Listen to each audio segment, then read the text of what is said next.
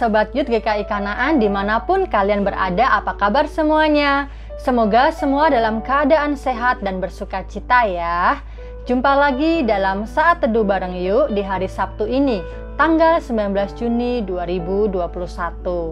Adapun tema sate kita hari ini adalah pura-pura tuli. Terambil dari 1 Samuel 10 ayat 27. Yuk kita baca bareng-bareng. Tetapi orang-orang Dursila berkata, "Masakan orang ini dapat menyelamatkan kita?"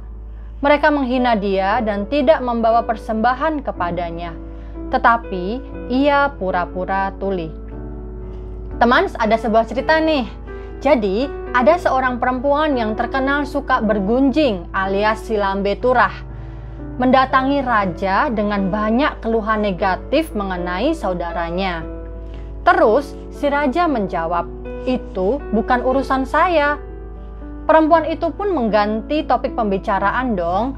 Dia kemudian menyampaikan keluhan negatif dari saudaranya tentang raja tersebut. Raja tersebut berkomentar, "Itu bukan urusanmu." Nah, inilah contoh sikap pemimpin yang dapat memilah hal-hal yang perlu didengar dan ditanggapi. Keren ya? Teman, kita kerap mendapat kesan buruk tentang Saul si raja pertama Israel. Namun demikian, Alkitab pun mencatat kebaikannya, khususnya saat ia akan memulai pelayanannya sebagai raja. Sebagai pemimpin, ia tahu betul bagaimana harus memilih mana suara yang perlu didengarkan di antara yang sama sekali tidak perlu. Terhadap jerit tangis putus asa bangsanya atas ancaman bangsa Amon, ia mampu mendengar dengan prihatin dan menanggapi dengan sigap. Sedangkan atas olokan dan penghinaan segolongan orang yang meragukan kemampuan dan kepemimpinannya, ia bersikap pura-pura tuli, terdapat di ayat ke-27. Nah, ia tak mau membuang energi untuk sekadar meladeni mereka. Nah, teman, pasti di antara kita pernah nih dinyinyiri saat melakukan pelayanan.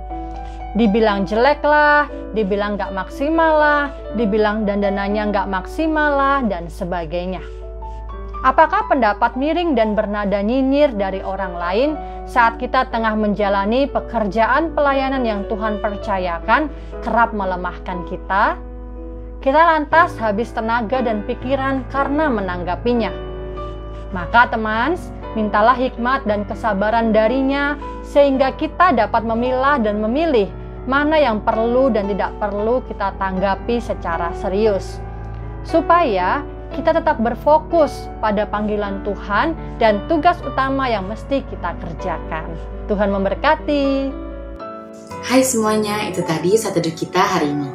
Dari Satu Teduh hari ini kita belajar untuk memilah-milah hal yang harus dan yang gak harus kita dengar. Kita mau belajar dari Saul yang sebagai seorang pemimpin mampu melakukan tugasnya dengan baik meskipun banyak orang yang meragukan kepemimpinannya. Kita mau belajar dari Saul yang mampu memilah-milah hal yang harus ditanggapi dan mengabaikan hal yang tidak penting yang tidak harus Saul dengar.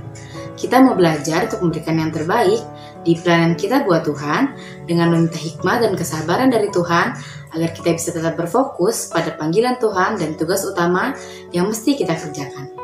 Untuk menutup Satu Teduh hari ini, mari kita bersatu dalam doa. Tuhan, kami telah melaksanakan Satu Teduh kami hari ini bersama-sama.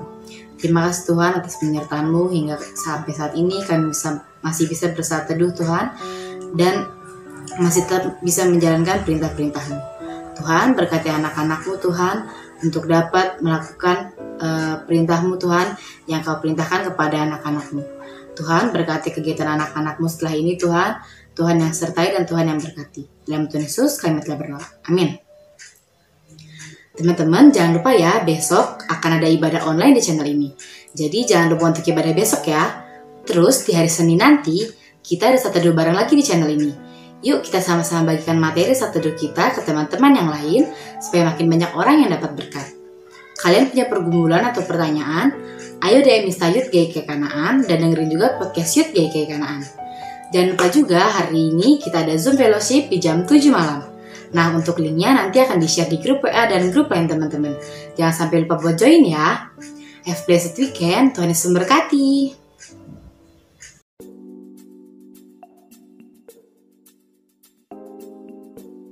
kenapa ya kok gue merasa diri gue tuh biasa aja gitu dibanding sama yang lain. Kok makin kesini gue ngerasa kayak feeling unworthy aja gitu dibandingkan hidup orang lain kayaknya lebih enak. Sedangkan gue kadang merasa kayak banyak ditolak nih sama orang lain. Wait, bentar deh, kok kayak gitu? Emang Tuhan pernah bilang ya hal itu boleh dilakukan? Dan emang ada dalam Alkitab hal itu diperbolehkan oleh Tuhan Yesus? Ingat di dalam Yesaya 43 ayat 4, oleh karena engkau berharga di mataku dan mulia, dan aku ini mengasihi engkau.